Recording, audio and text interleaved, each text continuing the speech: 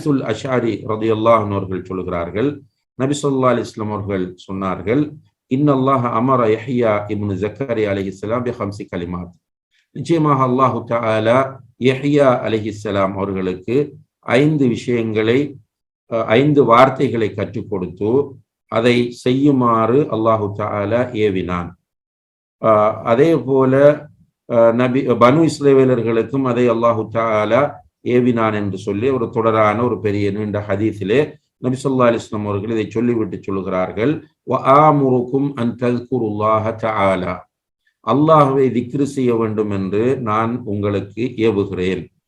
فإن مثل ذلك مثل ذلك كمثل رجل خرج العدو في أثره سراء.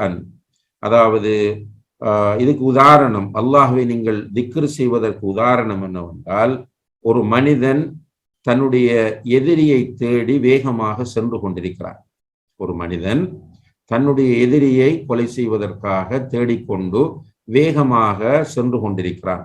அப்படி வேகமாக அவன் சென்று கொண்டிருக்கும் போது எதிரி போய் ஒரு கோட்டைக்குள் மறைந்து கொள்கிறான். ஒரு பலமான ஸ்ட்ராங்காக கட்டப்பட்ட ஒரு கோட்டைக்குள் போய் மறைந்து கொள்கிறான். இந்த கோட்டைக்குள் போய் மறைந்து கொண்டால் அவனுக்கு பாதுகாப்பு கிடைக்கிறது.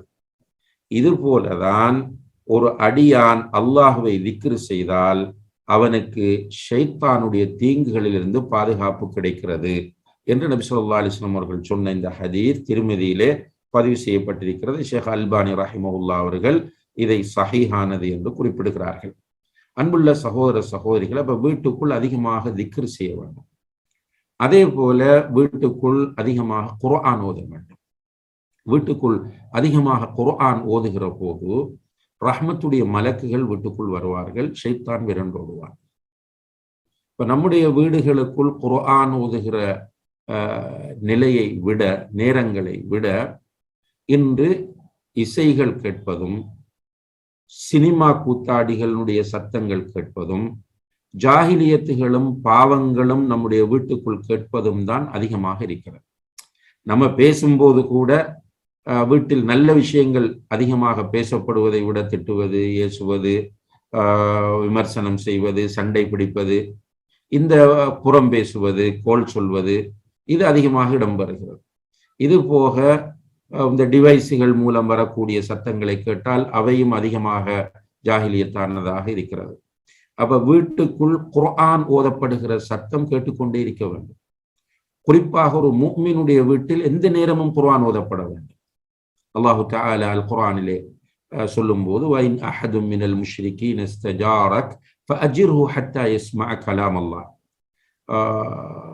முஷ்ரிக்குகளில் இணை வைக்கக்கூடியவர்கள் யாராவது அவர்களே அவர்களுடைய எதிரிகள் துரத்தி கொண்டு வருகிறார்கள் என்று சொல்லி உங்களுடைய வீட்டுக்குள் பாதுகாப்பு தேடி வந்தால், புகலிடம் தேடி வந்தால் அவர்களுக்கு நீங்கள் பாதுகாப்பு கொடுங்கள், புகலிடம் கொடுங்கள் என்று அல்லாஹு தஆலா சொல்லுகிறார். ஏனென்றால் ஹத்தா யஸ்மஅ கலாம் அல்லாஹ், அல்லாஹுடைய கலாமை வந்திருக்கிற முஷ்ரிக் செவிமடுப்பதற்காக. அப்ப ஒரு முஷ்ரிக் நம்முடைய வீட்டில் வந்து ஒரு ரூமிலே தங்கி இருப்பார். நாம் நம்முடைய ரூமிலே இருந்து கொண்டு அல்லது ஹாலிலே இருந்து கொண்டு நாம் குர்ஆன் ஓதி கொண்டிருப்போம். கொஞ்ச நேரம் நாம் ஓதுவோம், பிறகு வைஃப் ஓதுவார், பிள்ளை ஓதுவார், மற்ற பிள்ளை ஓதுவார். ஒரு வீட்டில் எந்த நேரமும் குர்ஆன் ஓதப்பட்டு கொண்டு இருக்க வேண்டும். ஆனால் இன்றைக்கு குர்ஆனை விட்டு கொஞ்சம் கொஞ்சமாக தூரமாகி கொண்டிருக்கிறோம். அதனால் நம்முடைய சம்பளத்தை கேட்டா மாஷா அல்லாஹ் நல்ல சேலரி, பரக்கத்தான சேலரி, பெரிய அமௌண்ட், பிஸ்னஸ் பெரிய பிஸ்னஸ், ஆனால் வீட்டில் பரக்கத்து இல்லை. வீட்டு கணவனும் மனைவியும் நல்லவர்கள் தான், ஆனால் வீட்டில் நிம்மதி இல்லை என்பதை இன்று ஒரு பெரிய கம்ப்ளைண்டாக நாம் சொல்வதை பார்க்கிறோம். காரணம் என்னவென்று கேட்டால் குர்ஆன் ஓதுவது என்பது அப்படியே விடுபட்டு போய்விடுகிறது. வீட்டில் மௌலவிகள் இருப்பார்கள், மௌலவியாக்கள் இருப்பார்கள், ஆனால் அவர்கள் கூட இந்த குர்ஆன் ஓதுகிற விஷயத்தில் மிகப்பெரிய ஒரு பொடுபோக்கோடு இருப்பதை நம்ம பார்க்கிறோம். எனவே எந்த வீட்டில் குர்ஆன் ஓதப்படுகிறதோ அந்த வீட்டில் உள்ளவர்கள் ஷைத்தானுடைய தீங்கிலிருந்து நிச்சயமாக பாதுகாப்பு பெறுவார்கள் என்பதிலே எந்த விதமான சந்தேகமும் இல்லை. எனவே அன்புள்ள சகோதர சகோதரிகள், வீட்டில் அதிகமாக குர்ஆன் ஓத வேண்டும். அதிலும் குறிப்பாக நபி ஸல்லல்லாஹு அலைஹி வஸல்லம் அவர்கள் சொன்னார்கள், உங்களுடைய வீடுகளை மக்பராக்களாக, மையத்துகள் அடக்கப்படுகின்ற கபுர்ஸ்தானங்களாக ஆக்கி விடாதீர்கள். وَإِنَّ الشَّيْطَانَ يَنْفِرُ مِنَ الْبَيْتِ الَّذِي تُقْرَأُ فِيهِ سூரத்து البقரா. எந்த வீட்டில் சூரத்துல் பக்கரா ஓதப்படுகிறதோ அந்த வீட்டிலிருந்து ஷைத்தான் விரண்டோடுகிறான் என்று சொன்னார்கள். எந்த வீட்டில் சூரத்துல் பக்கரா ஓதப்படுகிறதோ அந்த வீட்டிலிருந்து ஷைத்தான் விரண்டோடுகிறான் என்று சொன்னார்கள்.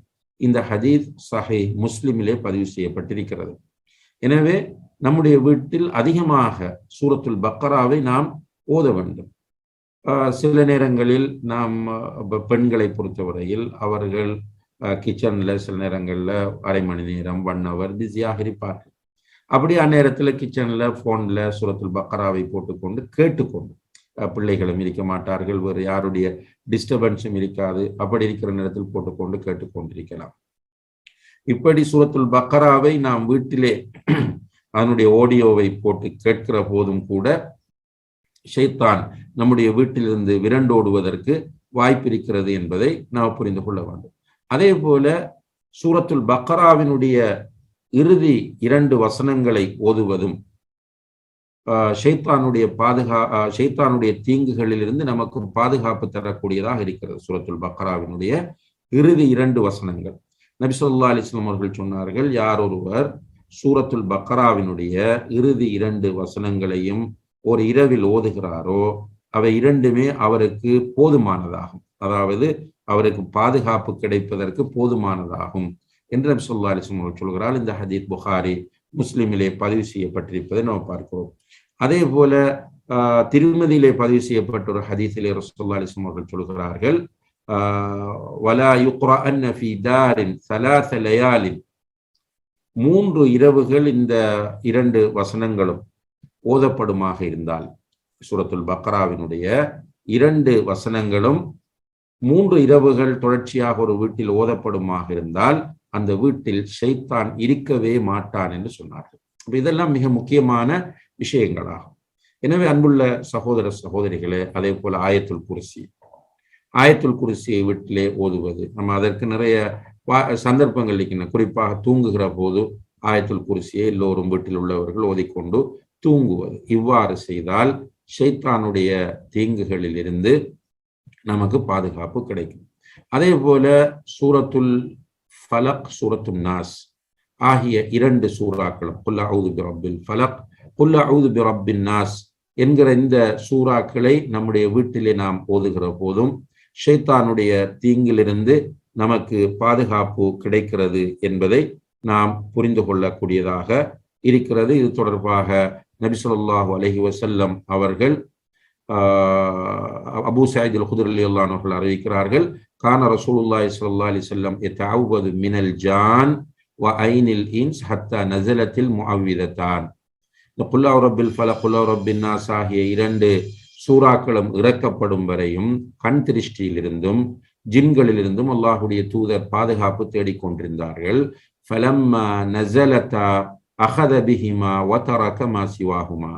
இந்த 2 சூறாக்களும் அருளப்பட்டதும் அல்லாஹ்வுடைய தூதர் ஸல்லல்லாஹு அலைஹி வஸல்லம் அவர்கள் அந்த 2ஐயும் எடுத்துக்கொண்டார்கள், ஏனையவற்றை விட்டுவிட்டார்கள் என்று இந்த ஹதீஸிலே வருகிறது. இந்த ஹதீஸ் திர்மிதி, நசாஇ, இப்னு மாஜா போன்ற ஹதீஸ் நூல்களிலே பதிவு செய்யப்பட்டிருப்பதை நாம் பார்க்கிறோம். எனவே அன்புள்ள சகோதர சகோதரிகளே, ஷைத்தானுடைய ஜின்களுடைய தீங்குகளிலிருந்து பாதுகாப்பு பெறுவதற்குரிய மிக முக்கியமான ஒரு வழிமுறைதான் அல் குர்ஆன் ஓதுவது. பொதுவாக அல் குர்ஆனை வீட்டிலே ஓதுகிற போது ரஹ்மத்துடைய மலக்குகள் இறங்குவார்கள், அல்லாஹ்வுடைய பரக்கத் இறங்கும், அந்த வீட்டுக்கு பாதுகாப்பு கிடைக்கும்.